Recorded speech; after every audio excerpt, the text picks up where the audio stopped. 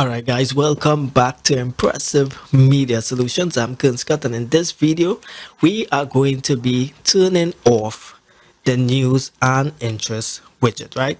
So for you guys who have gotten the new update from Microsoft, the 21H1, you'll probably be seeing this new nice widget that that came with it, that gives you news and finance and whatever, right? But for most of us content creators and people with just not that powerful of an internet or slower computers, we may not want this here, right? Or you just may not want it there, you might bump into it or whatever, right? All right guys, so basically it's a simple turn off, right? Place your mouse cursor on top of the taskbar and then right click.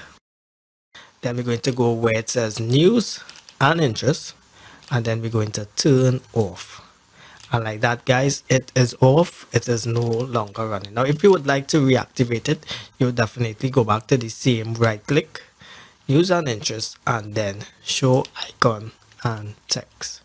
Alright guys, don't forget to like, share, subscribe the information. I'm Kern Scott, Impressive Media Solutions.